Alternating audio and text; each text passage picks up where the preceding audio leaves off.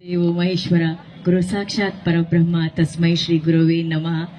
ಗುರುಗಳ ಪಾದಾರವಿಂದಗಳಿಗೆ ನಮಸ್ಕಾರ ಮಾಡ್ತಾ ಅವರ ಆಶೀರ್ವಾದವನ್ನ ಪಡ್ಕೊಳ್ತಾ ಈ ಪುಣ್ಯ ಭೂಮಿಯಲ್ಲಿ ಕಾಲಿಡೋದಕ್ಕೂ ಅದೃಷ್ಟ ಬೇಕು. ಅಂಥದ್ರಲ್ಲಿ ನೀವೆಲ್ಲರೂ ಅವರ ಆಶ್ರಯದಲ್ಲಿ ವಿದ್ಯೆಯನ್ನ ಪಡ್ಕೋತಿದ್ದೀರ. ನನ್ನ ಪ್ರಕಾರ ನಿಮಗಿಂತ ಪುಣ್ಯ ಮಾಡಿರೋರು ಈ ಪ್ರಪಂಚದಲ್ಲಿ ಯಾರೂ ಇಲ್ಲ.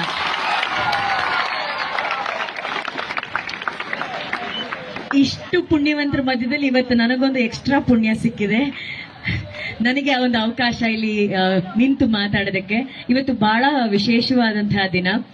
ಬೆಳಿಗ್ಗೆ ಅಷ್ಟೇ ಗುರು ರಾಯರ ದರ್ಶನ ಆಯ್ತು ಮಂತ್ರಾಲಯದಲ್ಲಿ. ರಾಘವೇಂದ್ರ ಸ್ವಾಮಿಗಳ ದರ್ಶನ ಆಗಿ ನನ್ನ ಜೀವನದ ಒಂದು ದಿಕ್ಕನ್ನ ಬದಲಾಯಿಸಿ ಒಂದು ಬೆಳಕನ್ನ ಚೆಲ್ಲದಂತ ಈ ಗುರುಗಳ ದರ್ಶನ ಇವತ್ತು ನನಗಾಯ್ತು. 4 ವರ್ಷಗಳ ಹಿಂದೆ ನನ್ನ ಪರಿಚಯ ಇದೆ ನಿಮ್ಮೆಲ್ರಿಗೂ. ಮೊದಲನೇದಾಗಿ ಅನುಶ್ರೀ, ಸರಿಗಮಪ ನೋಡ್ತೀರಾ?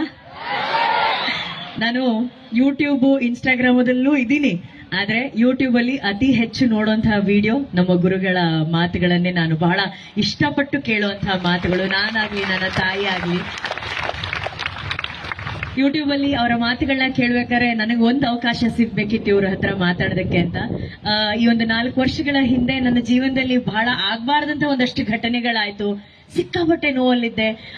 ದಿಕ್ಕು ತೋಚದಂತಹ ಒಂದು ಪರಿಸ್ಥಿತಿ ಇರುತ್ತೆ ಗೊತ್ತಾ. ಇವಾಗ ಜಾತ್ರೆಯಾಗೆ ತಂದೆ ತಾಯಿ ಮಕ್ಳನ್ನ ಕರ್ಕೊಂಡು ಹೋದ್ರೆ ಒಂದ್ ಮಗು ಕಳೆದು ಹೋದ್ರೆ ಆ ಮಗುಗೆ ಏನ್ ಮಾಡ್ಬೇಕು ಅಂತ ಗೊತ್ತಾಗಲ್ಲ. ಸುತ್ತ ಜನ ಇದ್ದಾರೆ, ಎಲ್ರೂ ಕಾಣ್ತಿದ್ದಾರೆ, ಆದ್ರೆ ನಮಗ್ ದಾರಿ ಇಲ್ಲ ಅನ್ನೋ ತರ ಸಂದರ್ಭ ನನ್ನ ಜೀವನದಲ್ಲಿ ಬಂದಾಗ, ನನ್ನ ಅರಿವಿಲ್ಲದೆ ನಾನು ಇಲ್ಲಿ ಬಂದು ಕೂತಾಗ ನಾನು ಗುರುಗಳ ಹತ್ರ ಏನೂ ಕೇಳಲಿಲ್ಲ, ನಾನು ಏನೂ ಹೇಳಿಲ್ಲ. 1 ತಾಸು ಗುರುಗಳ ಹತ್ರ ನಾನೇನ್ ಮಾತಾಡ್ದೆ, ನನ್ನ ಜೀವನವೇ ಬದಲಾಯಿತು. ಇವತ್ತಿಗೆ ನಾನು ಇಷ್ಟು ಕಾನ್ಫಿಡೆಂಟ್ ಆಗಿ ನಿಮ್ಮ ಮುಂದೆ ಮಾತಾಡ್ತಿದ್ದೀನಿ ಅಂದ್ರೆ ಅವತ್ತು ಅವರಿಂದ ನಾನು ಕೇಳಿದಂತ ಮಾತುಗಳು ನನ್ನ ಜೀವನದಲ್ಲಿ ಬಹಳ ದೊಡ್ಡ ಪ್ರಭಾವ ಬೀರಿದೆ. ಅವ್ರ ಪ್ರತಿ ಸಲ ನಾನು ಅವ್ರನ್ನ ಭೇಟಿ ಮಾಡಿದಾಗ ಅಥವಾ ಅವ್ರ ವಿಡಿಯೋಗಳನ್ನ ಸ್ಪೀಚ್ಗಳನ್ನ ನಾನು ನೋಡಿದಾಗ ಅವ್ರು ಹೇಳಿದ್ ಒಂದೇ, ಆದಷ್ಟು ಕಿವಿಗಳಿಗೆ ಮನಸ್ಸುಗಳಿಗೆ ಒಳ್ಳೆ ವಿಚಾರಗಳನ್ನ ಮಾತ್ರ ತುಂಬಿಸ್ಬೇಕು ಅಂತ ಹೇಳಿ. ಕೆಟ್ಟದ್ದು ಒಂದೊಂದ್ಸಲಿ ನಾವು ನೋಡ್ತೀವಿ, ಕೆಟ್ಟದನ್ನ ನಮ್ಮ ಅರಿವಿಲ್ಲದೆ ಕೇಳ್ತೀವಿ, ಕೆಟ್ಟದನ್ನ ನಾವು ಮಾತಾಡ್ಬಿಡ್ತೀವಿ, ಮನ್ಸಿಗೆ ತಗೋತಿರ್ತೀವಿ. ಹೇಗೆ ನಾವು ಪ್ರತಿದಿನ ನಮ್ಮ ಬಟ್ಟೆಗಳನ್ನ ಶುಚಿ ಮಾಡ್ತೀವಿ, ನಮ್ಮ ಮನೆಯ ಪಾತ್ರೆಗಳನ್ನ ಶುಚಿ ಮಾಡ್ತೀವಿ, ಅದೇ ರೀತಿ ನಮ್ಮ ಮನಸ್ಸನ್ನ ಕೂಡ ಶುಚಿ ಮಾಡ್ತಾ ಮಾಡ್ತಾ ಪ್ರತಿದಿನ ಒಳ್ಳೆ ವಿಚಾರಗಳನ್ನ ತಗೊಬೇಕು. ನೀವಂತೂ ಒಳ್ಳೆ ವಿಚಾರಗಳನ್ನ ಇರುವಂತಹ ಗಾಳಿಯನ್ನ ಸೇವಿಸ್ತಾ ಇದ್ದೀರಾ ನೀವು. ಇದಕ್ಕಿಂತ ಪುಣ್ಯ ನಮಗೆ ಇನ್ನೇನ್ ಬೇಕು ಅಲ್ವಾ? ಎಲ್ರೂ ಹೇಳ್ತಾರೆ ಅನ್ನದಾನ ದೊಡ್ಡದು, ನೇತ್ರದಾನ ದೊಡ್ಡದು ಅಂತ. ಆದ್ರೆ ನನ್ನ ಪ್ರಕಾರ ವಿದ್ಯಾದಾನ ಬಹಳ ಬಹಳ ದೊಡ್ಡದು. ಯಾಕಂದ್ರೆ ಜನ್ಮವನ್ನ ನಮ್ಮ ತಂದೆ ತಾಯಿ ಕೊಡ್ತಾರೆ, ಆದ್ರೆ ನಾವು ನೋಡುವಂತಹ ಗುರಿಯನ್ನ ತಲುಪುವಂತ ದಾರಿ ನಮಗೆ ಮಾಡಿಕೊಡೋದು ಒಬ್ಬ ಗುರು ಮಾತ್ರ. ಇಷ್ಟು ಸಾವಿರಾರು ಲಕ್ಷಾಂತರ ಮಂದಿಗೆ ಗುರಿ ತೋರಿಸಿರುವಂತ ಆ ಗುರುಗಳಿಗೆ ನಿಜವಾಗ್ಲೂ ಇವತ್ತು ನಾವೆಲ್ಲರೂ ವಂದಿಸಲೇಬೇಕು. ನೀವೆಲ್ಲರೂ ಅದನ್ನ ಪಡ್ಕೊಂಡಿದ್ದೀರಾ. ನಾನು ಅಲ್ಲಿ ಒಳಗಡೆ ಆಫೀಸಲ್ಲಿ ಕೂತ್ಕೊಂಡು ವಿಡಿಯೋ ನೋಡ್ತಿದ್ದೆ. ನಿಮ್ಮ ಮಠದ ಶಾಲೆ ಎಷ್ಟು ಚೆನ್ನಾಗಿದೆ. ಪ್ರತಿ ಭಾನುವಾರ ಅನ್ಕೊಂತೀನಿ ಬೆಳಿಗ್ಗೆ 3:30-3:45 ಎದ್ದು ನೀವೇ ಹಿಟ್ಟು ರುಬ್ತೀರಾ, ನೀವೇ ಇಡ್ಲಿ ಹಾಕ್ತೀರಾ, ನೀವೇ ಇಡ್ಲಿ ಬಳಸ್ತೀರಾ. ನನ್ನ ಪ್ರಕಾರ ಹೀರೋಯಿನ್ ಆಂಕರ್ಗೆಲ್ಲ ಚಪ್ಪಾಳೆ, ಹುಡುಗರಿಗೆ ನೀವೇ ಚಪ್ಪಾಳೆ ಹೊಡಿಬೇಕು. ನೀವು ರಿಯಲ್ ಹೀರೋಗಳು. ಯಾಕಂದ್ರೆ ಸಿಟಿಯಲ್ಲಿ ಬನ್ನಿ, ಹಾಲ್ ಬಿಸಿ ಮಾಡ್ಕೊಡೋದಕ್ಕೂ ಒಬ್ರು ಮನೇಲಿ ಇರ್ತಾರೆ, ನೀರ್ ಕೊಡೋಕ್ಕೂ ಮನೇಲಿ ಒಬ್ರು ಇರ್ತಾರೆ. ಆದ್ರೆ ನೀವು ನೋಡಿ, ಯಾರ ಮೇಲೂ ಡಿಪೆಂಡ್ ಆಗ್ತಾ ಇಲ್ಲ. ನಿಮ್ಮ ಕೆಲಸ ಏನು ಅದನ್ನ ನೀವೇ ಮಾಡ್ತಿದ್ದೀರಾ. ನೀವು ನಿಜವಾದ ಇಂಡಿಪೆಂಡೆಂಟ್ ಅಂತ ಅಂದ್ರೆ ನೀವು ನಿಜವಾಗ್ಲೂ ನೀವೇ ಇನ್ಸ್ಪಿರೇಷನ್. ಎಷ್ಟು ಖುಷಿ ಆಗತ್ತೆ. ಅಂತದೊಂದು ಭಾನುವಾರ ನಮಗೂ ಸಿಗ್ಲಿ ಗುರುಗಳೇ, ನಾವು ಹೋಗಿ ಅವ್ರ ಜೊತೆ ಇಡ್ಲಿ ತಿನ್ನುವಂತ ಅವಕಾಶ ನಮಗೂ ಸಿಗ್ಲಿ. ಬಹಳ ಚಲೋ ಚಟ್ನಿ ಎಲ್ಲ ಮಾಡ್ತೀರಿ, ಇಡ್ಲಿ ಎಲ್ಲ ಮಾಡ್ತೀರಿ ಅಂತ ನಾವು ಕೇಳ್ಪಟ್ವಿ. ಅಲ್ಲಿ ನೀವ ಮಾಡೋದು ಆ ಕಡೆ ಎಲ್ಲ ಸೂಪರ್.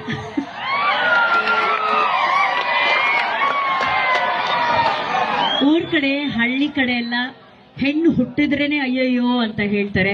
ಇನ್ನು ಹುಟ್ಟಿರೋ ಹೆಣ್ಣಿಗೆ ಓದಿಸ್ಬೇಕಾ ಅಂತ ಕೊರಗ್ತಾರೆ. ಅಂತ ಯಾವ ಕೊರಗು ಕೂಡ ಇಲ್ಲ.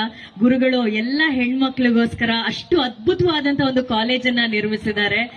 ನಾನೇನಾದ್ರೂ ನಿಮ್ಮ ತರ ವಿದ್ಯಾರ್ಥಿ ಆಗಿದ್ದಿದ್ರೆ ನನಗೊಂದು ಅವಕಾಶ ಸಿಕ್ಕಲ್ಲಿ ನಾನು ಕೂಡ ಅಲ್ಲಿ ಬಂದು ಓದುವಂತ ಒಂದು ಅವಕಾಶ ಸಿಕ್ಕಿದ್ರೆ ಅದನ್ನ ನನ್ನ ಪುಣ್ಯ ಅಂತ ಅನ್ಕೊಂತಿದ್ದೆ. ಅಷ್ಟು ಅದ್ಭುತವಾದಂತಹ ಒಂದು ಕಾಲೇಜು, ವಿದ್ಯೆ ನಿಮಗೆ ಸಿಗ್ತಾ ಇದೆ. ನಾನು ಹೇಳೋದು ಒಂದೇ, ಸ್ಟೂಡೆಂಟ್ ಲೈಫ್ ಗೋಲ್ಡನ್ ಲೈಫ್ ಅಂತ ಹೇಳ್ತಾರೆ. ಆ ಗೋಲ್ಡನ್ ಲೈಫ್ ನಿಮಗೆ ಪ್ಲಾಟಿನಮ್ ಆಗಿ ಬಂದಿದೆ, ವಜ್ರ ಡೈಮಂಡ್ ತರ ಬಂದಿದೆ. ಯಾಕಂದ್ರೆ ನಿಮ್ದು ಬರೀ ಗೋಲ್ಡನ್ ಲೈಫ್ ಅಲ್ಲ, ಗುರುಗಳ ಜೊತೆ ಕಾಲ ಕಳೆಯುತ್ತಿರುವಂತಹ ಲೈಫು. ಎಷ್ಟು ಸಾಧ್ಯ ಆಗುತ್ತೋ ಎಲ್ಲ ಜೀವನದ ಕ್ಷಣಗಳನ್ನ ನಿಮ್ಮ ಜೀವನದಲ್ಲಿ ಅಳವಡಿಸ್ಕೊಂಡು ನಿಮ್ಮ ತರ ಇನ್ನೊಂದು 10 ಜನನ ರೆಡಿ ಮಾಡಿ. ಆಗ ನಮ್ಮ ಭಾರತದ ಭವಿಷ್ಯ ಅದ್ಭುತವಾಗಿರುತ್ತೆ. ನೀವು ನಿಜವಾದ ನಮ್ಮ ಭಾರತದ ಭವಿಷ್ಯ.